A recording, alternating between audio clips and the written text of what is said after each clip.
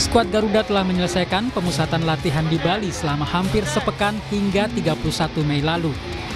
Sebelum kembali ke Jakarta, para pemain menyapa penggemar yang menunggu di area salah satu hotel kawasan wisata Pantai Sanur. Panitia juga mengenakan udeng atau kepala khas pria Bali dan disambut gamelan tradisional serta 2 penari Bali sebagai tanda perpisahan. Pelatih timnas Patrick Kluivert dan beberapa pemain sempat diajak menari sebelum kembali ke Jakarta melalui Bandara Internasional I Gusti Ngurah Rai di Kabupaten Badung. Skuad Garuda akan bertemu Tiongkok pada 5 Juni nanti. Pelatih timnas Patrick Kluivert mengaku sudah menganalisis kekuatan lawan. Kluivert memastikan timnas akan bermain percaya diri dan mencoba mendominasi jalannya pertandingan. Kluivert bahkan memberi peringatan kepada Tiongkok untuk berhati-hati. Globally, in big lines, I know how they play, but I think the most important thing is that how we are playing. They need to look at us, because we are playing at home.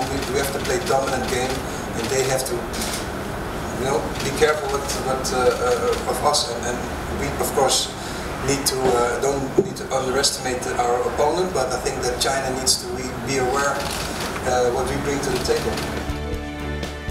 Sementara Kapten Timnas Jai Ijes percaya diri menghadapi laga melawan Tiongkok.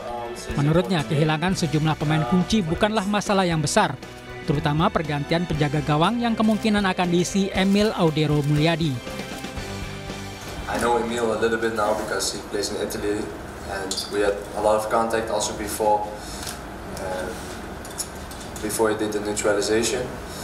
And so far I've only played with Maarten, so I cannot really say what the real big difference is, but we are very fortunate to have multiple goalkeepers, not only them but also we have other goalkeepers who are really good, so we're really fortunate to have a lot of choices, so it will be a difficult choice for the coach when everybody is here.